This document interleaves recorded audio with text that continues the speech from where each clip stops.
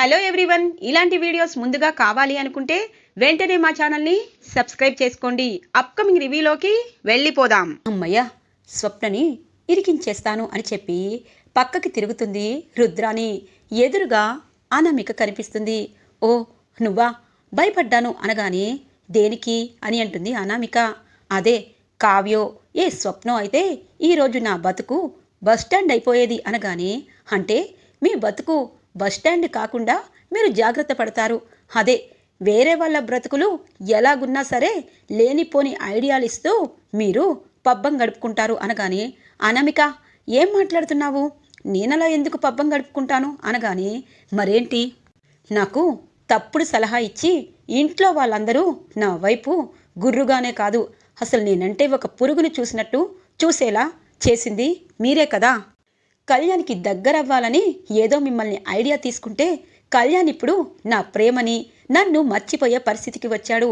అలాగే మా aunty Dhanyalakshmi aunty తన కొడుకు కంటే నన్నే ఎక్కువగా చూసుకునేవారు, కానీ తాను కూడా నాకు రెస్పెక్ట్ కాదు కదా, కనీసం మర్యాద కూడా ఇవ్వటం లేదు, ఇదంతా మీ వల్లే అని అంటుంది అనామిక. అయ్యో అనామిక, నీకు మంచి ప్లాన్ వేశాను, ఎప్పటికీ ఆ అప్పుని కళ్యాణ్ కలవనివ్వకుండా ప్లాన్ వేశాను, అది ఇలా రివర్స్ అవుతుందని నాకేం తెలుసు. అయినా నీకొక నిజం చెప్పనా, కేసు పెట్టావు, పెట్టినప్పుడు పటిష్టంగా ఉండాలి, అప్పుడే వాళ్ళు దిగి వచ్చేవారు. నువ్వు కేసుని వెనక్కి తీసుకుని వచ్చి నువ్వే తప్పు చేశావని ఒప్పుకున్నావు, అలాంటప్పుడు నన్ను నిందిస్తే ఏం లాభం అనగానే, ఇంకాపండి, మీ దరిద్రమైన సలహాలు విని ఇక్కడి దాకా తీసుకొచ్చాను, ఇప్పుడు చెప్తున్నాను, ఎప్పుడు ఇలాంటి సలహాలు నాకు ఇవ్వద్దు. మీరంటే ఏంటి అని ఆ స్వప్న అలాగే ఇక కావ్యక్కకి తెలుసు, అందుకే మిమ్మల్ని పూచిక పుల్లలా కూడా చూడటం లేదు, ఈ రోజు నుండి నేను కూడా అదే చేస్తాను అనగానే, అంటే ఇప్పుడు స్వప్నకి అన్నీ చెప్పేస్తావా అనగానే, ఆపండి, నేను చెప్పినా చెప్పకపోయినా స్వప్న తక్కువదేం కాదు, మీ అంత తానే తెలుస్తుంది, నా దాకా అవసరం లేదు అని చెప్పి అనామిక ఇక అక్కడి నుండి వార్నింగ్ ఇచ్చి వెళ్ళిపోతుంది. ఇదేంటి, నేను వేసిన ప్లాన్ను ఇలా పసిగట్టేసి నాకే రివర్స్ అయింది, ఏదైతే దీని జీవితానికి తినే అర్థం లేకుండా చేసుకుంది, మధ్యలో నేనేం చేస్తాను, ఈ స్వప్న ఈరోజు బయటికి వెళ్ళిపోతుంది అని చెప్పి మనసులో అనుకుంటుంది రుద్రాని. ఇది ఇలా ఉండగా స్వప్న ఆలోచిస్తూ ఉంటుంది, ఏదో జరిగింది, మా అత్త తన నోటి వెంట తాకట్టు అనింది అంటే ఖచ్చితంగా ఆస్తి పేపర్లని తనే తీసుకువెళ్ళిందా, ఎలా తీసుకువెళ్తుంది, ఒకవేళ నా సంతకం లేకపోయినా సరే తను ఎలా ఆ ఆస్తిపైన డబ్బులు తీసుకోగలదు, అంటే ఏదో జరిగింది, ఏదో అయ్యింది, ఎలా అని చెప్పి ఆలోచిస్తూ ఉండగానే, మా అత్త రూమ్ని ఒకసారి చెక్ చేస్తాను, ఖచ్చితంగా ఏదైనా దొరుకుతుందేమో అని చెప్పి ఇక రుద్రాని రూమ్కి వచ్చి మొత్తం వెతుకుతుంది. సూట్ కేసులో ₹1,00,00,000 కనిపిస్తాయి. ఒక్కసారిగా స్వప్న షాక్ అయిపోతుంది. ₹1,00,00,000 మా అత్తకి ఎక్కడివి, ఎప్పుడూ డబ్బు లేదని ఏడుస్తూ ఉంటుంది, అలాంటి మా అత్త ₹1,00,00,000 క్యాష్తో ఇంట్లో పెట్టుకుందా, అంటే ఏం జరుగుంటుంది, ఈ ₹1,00,00,000 మా అత్తకి ఎలా వచ్చాయి అని చెప్పి ఆలోచిస్తూ ఇక అన్నీ గుర్తు చేసుకుంటుంది. ఆ రోజు లిఫ్ట్కి పోయిందని ఇక్కడికి వచ్చాను, అప్పుడు మా అత్త ఓవర్ యాక్షన్ చేసింది, రాహుల్ ఏదో నిజం తెలియకుండా అడ్డుపడ్డాడు, అంటే ఈ సూట్ కేసు పైనే కూర్చుందన్నమాట, అంటే నా ఆస్తి పేపర్లని తానే తాకట్టు పెట్టుంటుంది, తాకట్టు ఎలా పెడుతుంది అని చెప్పి ఇక ఒక్కసారిగా గుర్తు చేసుకుంటుంది. ఇక తనకి ఏదో జ్యూస్ ఇవ్వడం, ఆ మతిమరుపులో తను సైన్ చేయడం గుర్తు చేసుకుంటుంది. అమ్మత్త, మీరు ఎప్పటికీ మారరా, అంటే కోడలికి ఇవ్వాల్సిన ఆస్తి ఇవ్వకపోగా ఆ ఆస్తిని కొట్టేస్తారా, చెప్తాను, ఈ రోజుతో ఈ ఇంట్లో మీ పరిస్థితి ఎలా తయారవుతుందో ఈరోజే తేలిపోతుంది అని చెప్పి ఆ బ్రీఫ్ కేసుని తన రూమ్లో పెట్టుకుంటుంది స్వప్న. రాహుల్ సేట్ని పట్టుకొని ఇంటికి వస్తూ ఉంటారు.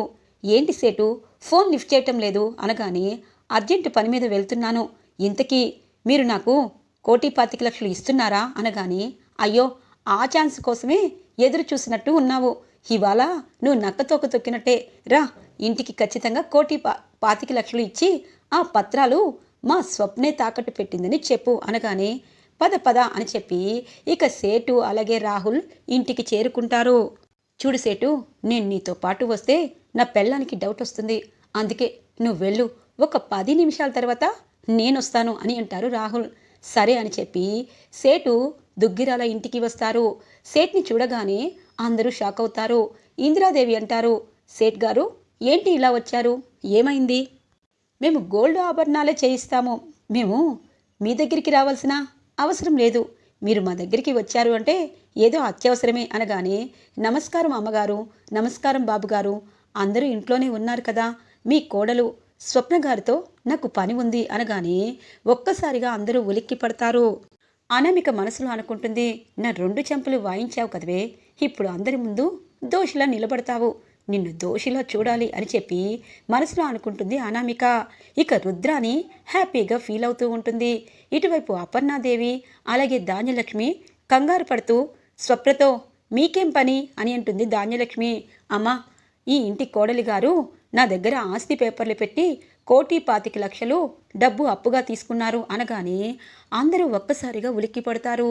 రాజ్ కావ్య ఇక ఏంటి స్వప్న మా అక్క మీ దగ్గరికి వచ్చి అప్పు తీసుకుందా అని అంటుంది కావ్య. అవునమ్మా, ఈరోజు ఇస్తానని చెప్పారు, అందు గురించే వచ్చాము, అర్జెంటుగా మేము పెళ్ళికి వెళ్ళాలి, మాకు డబ్బులు కావాలి, అందుకే త్వరగా ఇస్తే మేము వెళ్ళిపోతాము అని అంటారు సేటు. ఇంతలో రాహుల్ వస్తారు. ఏమైంది అని అడుగుతారు. బాబు, స్వప్న నా దగ్గర 1,25,00,000 తీసుకున్నారు, ఈరోజు ఇస్తామన్నారు, తను మీ భార్యే కదా, త్వరగా పిలుస్తారా అనగానే ఇక ఇంటి సభ్యులకి ఏమీ అర్థం కాదు. ఇక కావ్య గబగబా వెళ్ళి అక్క అక్క అని అంటుంది. ఏంటి కావ్య అనగానే, ఏంటక్క ఇంత కూల్గా ఉన్నావు, నువ్వు అవసరమైతే ఎవరికైనా అడగచ్చు కదా, ఆస్తి పేపర్ని తాకట్టు పెట్టి మరి 1,25,00,000 తీసుకోవాలా అని అంటుంది కావ్య. నేను తీసుకోవడం ఏంటే అనగానే, రా సేట్ నీకోసమే వచ్చారు, అసలు ఏం జరుగుతుంది, నీ వెనకాల ఏమవుతుందో అర్థం కావట్లేదు అని అంటుంది కావ్య. పద, నాకు అన్నీ అర్థమయ్యాయి, నేను చెప్పాల్సిన వాళ్ళకి బుద్ధి చెప్తాను అని చెప్పి ఇక స్వప్న కిందికి వస్తుంది. ఇక సేటు స్వప్న వైపు చూస్తారు.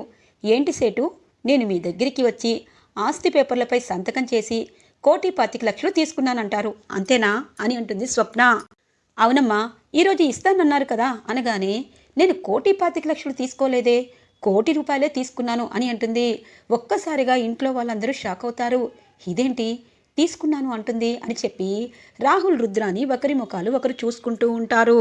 ఏంటి ఇది ఇలా రివర్స్గా మాట్లాడుతుంది, 1,00,00,000 రూపాయలే తీసుకున్నానంటుంది అంటే దీనికి ఏమైనా నిజం తెలిసిపోయిందా అని అడుగుతుంది సైగతో రుద్రాని. ఏమో మమ్మీ, స్వప్న గురించి నీకు తెలుసు కదా, కాలాంతకురాలు, కనిపెట్టేసిందేమో, అందుకే నాకు భయంగా ఉంది మమ్మీ అని అంటారు రాహుల్.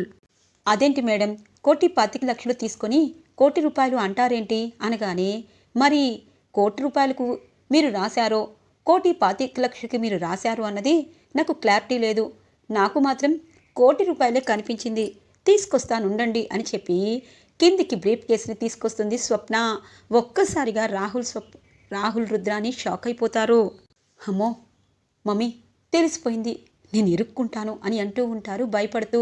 ఇక స్వప్న రుద్రాని రాహుల్ దగ్గరికి వస్తుంది. ఇక ఇద్దరి దగ్గరికి వచ్చి బ్రీఫ్ కేసుని పెడుతుంది. అమ్మమ్మ గారు, తాతయ్య గారు, నన్ను క్షమించండి.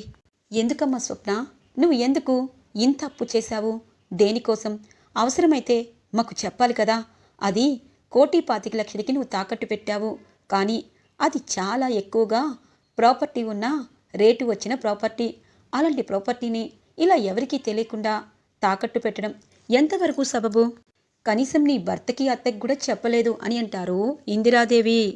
అమ్మమ్మగారు, ఎందుకంటే ఈ 1,00,00,000 రూపాయలు ఆస్తిని తాకట్టు పెట్టడం నాకు కూడా తెలీదు, ఈ 1,00,00,000 రూపాయలను ఎలా పెట్టానో నాకు తెలీదు, కానీ ఒకటి మాత్రం నిజం, ఇది మా అత్తగదిలో ఉన్న 1,00,00,000 రూపాయలు అని అంటుంది ఇక స్వప్న.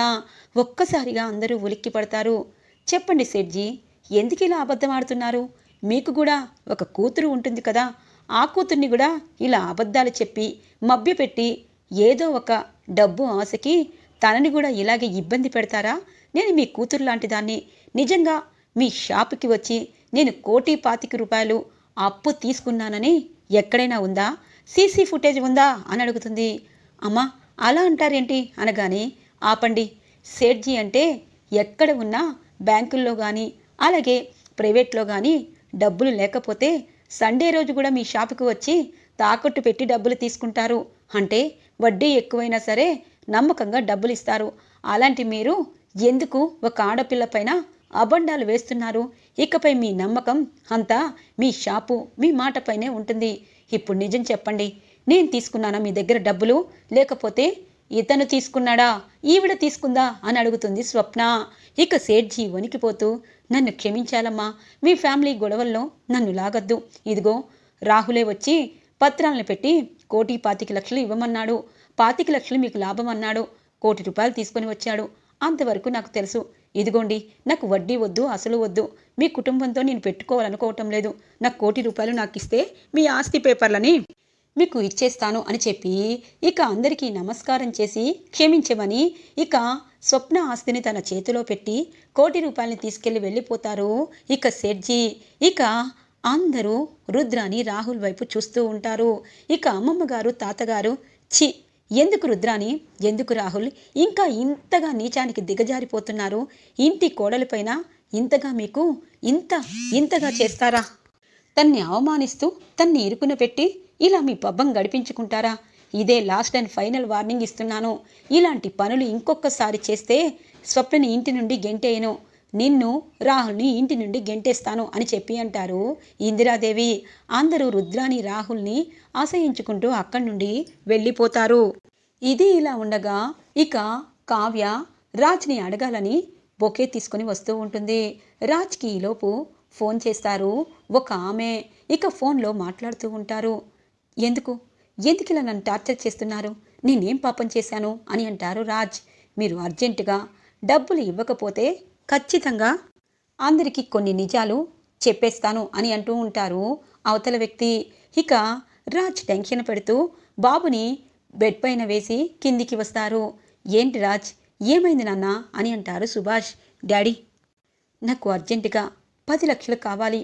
ఇప్పుడు నేను కంపెనీని నడపటం లేదు కాబట్టి నా దగ్గర డబ్బులు లేవు అని అంటారు. అయ్యో, ఎందుకు నాన్న అంత బాధపడతావు? ఇదిగో నేను నీకు ఇస్తాను, నువ్వు వెళ్ళి ఇచ్చేసే అని అంటారు. డాడీ, నిజంగా తను బ్లాక్మెయిల్ చేస్తూనే ఉన్నారు, నేను ఇస్తూనే ఉన్నాను.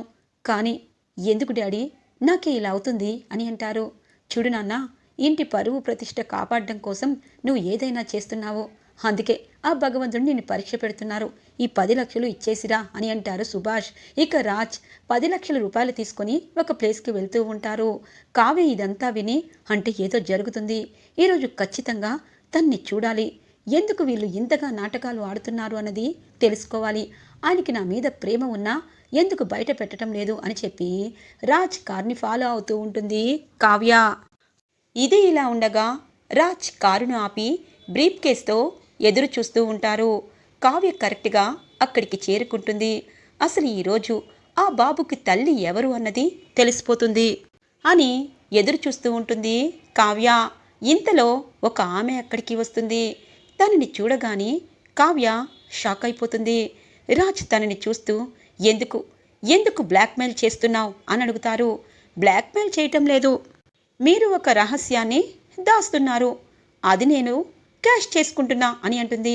నేను రహస్యాన్ని దాయలేదు, సహాయం చెయ్యాలనుకొని ఇరుక్కున్నాను అని అంటారు రాజ్. ఏంటా సహాయం? ఒక ఆడపిల్ల మీ ఇంటి వారి చేతిలో మోసపోయింది, బాబుని కనింది. మరి ఆ అమ్మాయి చావుకి మీ ఇంటి వారే కారణం. మీరేమో ఆ చావుని దాచేసి ఆ బాబుని తీసుకువెళ్ళిపోయి ఏదో ఉద్ధరించామని హ్యాపీగా ఉంటున్నారు. మరి మాలాంటి వారు బ్లాక్మెయిల్ చేసి మీ దగ్గర డబ్బు కొట్టేయడంలో తప్పే లేదు కదా అని అంటుంది ఆ అమ్మాయి. ఒక్కసారిగా కావ్య షాక్ అవుతుంది. అంటే ఈయన ఏం చేశారు? ఈయన ఇరుక్కున్నారు అంటున్నారు, అసలు ఏమైంది అనగానే, చూడు 10 లక్షలు ఇస్తున్నాను, కానీ నేను బాబుని తీసుకువెళ్ళిన వెంటనే నా జీవితమే మారిపోయింది. ఇప్పుడు వాడికి నేను తండ్రినయ్యాను, వాడు దుగ్గిరాల ఇంటి వారసుడయ్యాడు, ఆ బాబుకి అన్నీ నేనే చూస్తున్నాను అనగానే, చూస్తున్నారు, అసలు తండ్రి తప్పించుకున్నాడు, ఆ అమ్మాయి చచ్చిపోయింది. ఇప్పుడు ఆ అమ్మాయి చావుపై నేను డబ్బులు తీసుకుంటున్నానని కాదు, కానీ ఆ బాబుకి ఎప్పుడైనా మీ ద్వారా అన్యాయం అయిపోతాడు. అందుకే నేను ఒక మనిషిని ఆ బాబుకి వెన్నంటే ఉన్నానని మీకు గుర్తు పెట్టడానికే బ్లాక్మెయిల్ చేస్తున్నాను. ఇప్పుడు 10 లక్షలు తీసుకువెళ్తున్నాను, తరువాత ఎప్పుడు ఫోన్ చేస్తానో నాకు తెలీదు. అప్పుడు మీరు డబ్బును రెడీ చేయండి అని చెప్పి ఇక వచ్చిన అమ్మాయి బ్రీఫ్ కేస్ తీసుకొని వెళ్ళిపోతూ ఉంటుంది. రాజ్ ఆలోచిస్తూ ఉంటారు. కావ్య ఎదురుగా నించుంటుంది. కళావతి నువ్వేంటి అని అంటారు. ఏ షాక్ అయ్యారా? మీరు చెయ్యని తప్పుకి ఎందుకు ఇలా అవమానపడుతున్నారు? మీ బిడ్డవాడు కాదని నాకు తెలిసిపోయింది. మన పెళ్లి రోజు నాడే ఈ బాబుని మీ చేతిలో తీసుకున్నారు. ఆ అమ్మాయిని యాక్సిడెంట్ చేసింది ఎవరు? ఆ అమ్మాయి చావుకి కారణమైంది ఎవరు? ఆ అమ్మాయి ఎవరి చేతిలో మోసపోయింది? ఆ బాబు తల్లికి న్యాయం చెయ్యాలనుకున్నారా, అన్యాయం చెయ్యాలనుకున్నారా అని అంటుంది. చూడు కళావతి, ఇక్కడి దాకా వచ్చింది కాబట్టి నిజం చెప్పడంలో చాలా అంటే చాలా అర్థం ఉంది. అందుకే నిజం చెప్తాను. అది ఇంట్లో వాళ్ళకి చెప్పాలా వద్దా అన్నది నీకే వదిలేస్తున్నాను అని అంటారు. చెప్పండి, నా భర్త తప్పు చేయలేదని నా మనసు చెప్తుంది. అదే ఈరోజు నిజమైంది. కానీ తప్పు చేశాను అని చెప్పుకోవడానికి ఎందుకు ఇలా మారిపోయారని అడగడమే నాకు అని అంటుంది. సరే, ఆ బాబు మన బాబు కాదు, నా బాబు కాదు, కానీ మన ఇంటికి సంబంధించిన రాహుల్ మోసం చేసిన అమ్మాయి బిడ్డ అనగానే ఒక్కసారిగా ఉలిక్కి పడుతుంది కావ్య. ఏంటి ఉలిక్కి పడుతున్నావు? రాహుల్ చెడ్డవాడే, కానీ వాడు అమ్మాయిని మోసం చేశాడు. పోనీ ఆ అమ్మాయిని మోసం చేశాడు అనుకునేలోపు ఆ అమ్మాయి తల్లయింది. కానీ వీడి మీద కేసు పెట్టి దుగ్గిరాల ఇంటి పరువు తీయాలని చెప్పి బాబుతో సహా తను వస్తూ ఉంటే యాక్సిడెంట్ అయ్యింది. కరెక్ట్గా మన పెళ్లి రోజునాడే యాక్సిడెంట్ అయింది. తన చేతిలో లెటర్. యాక్సిడెంట్లో తను బాబుని నాకు అప్పగించి వీడు మీ వారసుడే, లేకపోతే ఈ లెటర్ని పోలీసులకి ఇవ్వాలి, లేకపోతే మీ వారసుడని ఒప్పుకుంటేనే ఈ లెటర్ని ఎక్కడ ఇవ్వాల్సిన పని లేదు అని చెప్పి కన్ను మూసింది బాబు తల్లి. ఆ లెటర్ చదివాను. ఆ బాబు రాహుల్ కొడుకే అని నాకు అర్థమైంది. ఆ లెటర్ని పోలీసులకిస్తే రాహుల్ని అరెస్ట్ చేస్తారు. ఇక స్వప్న తన భార్య, తను ఇప్పుడు ప్రెగ్నెంట్. ఇలాంటి విషయాలు ప్రెగ్నెంట్గా ఉన్న స్వప్నకి తెలిస్తే తట్టుకోలేదు. ఇప్పటికే తనపై అత్త రాహుల్ నిందలపై నిందలు వేస్తున్నారు. తన్ని వదిలించుకోవాలనుకుంటున్నారు. ఇక ఇలాంటి ఘోరం జరిగితే స్వప్న ప్రాణాలతో ఉండదు. అందుకే స్వప్న కోసమే ఇదంతా చేశాను. ఎందుకు చేశావు? స్వప్న ధైర్యవంతురాలే కదా, చెప్పేలేకపోయారా అనొచ్చు. కానీ ధైర్యంగా బయటికి కనిపించే వాళ్ళు కనిపించరు. తను మానసిక క్షోభ పడుతుంది. కానీ తనకున్న ధైర్యం ఏంటంటే ఎన్ని కష్టాలు వచ్చినా ముందుకు వెళ్తుంది. అందుకే తను ఇప్పుడు ప్రెగ్నెంట్ కాబట్టి కొన్ని రోజులయ్యాక రాహుల్ గురించి తనకి నిజం తెలుసు కాబట్టి ఈ బాబు రాహుల్ కొడుకే అని చెప్తాను అనగానే అప్పుడు అందరూ మీ బిడ్డే అని మొత్తం ప్రపంచానికి తెలిసింది. రాహుల్ కొడుకన్నా ఎవరూ నమ్మరు. కానీ ఒకటి మాత్రం నిజం, అక్కకి తెలిస్తే ఖచ్చితంగా తట్టుకోలేదు. అక్క ప్రెగ్నెంట్ కాబట్టి. కానీ ఎందుకండి చెయ్యని నేరానికి మీ అమ్మగారితో అలాగే ఇంటి సభ్యులతో మీరు ఒక తప్పు చేసిన వారిగా నిందలు మోస్తూ ఉన్నారు. నిజంగా మరోసారి నా మనసులో మీరు గుడి కట్టుకున్నారు. మా అక్క కోసం మీరు ఇదంతా చేస్తున్నారని తెలిస్తేనే నా మనసు ఆనందంగా ఉంది. నేను మీ భార్యని, నేను కూడా నిజం చెప్పాలనుకోవటం లేదు. అలాగే రేపు అత్తయ్య గారు మిమ్మల్ని ఇంటి నుండి బయటికి వెళ్ళిపోతే ఖచ్చితంగా మీతో పాటు నేను వస్తాను. మన ఇద్దరం ఒకే దగ్గర ఉండి బాబుని చూసుకుందాము అని అంటుంది కావ్య.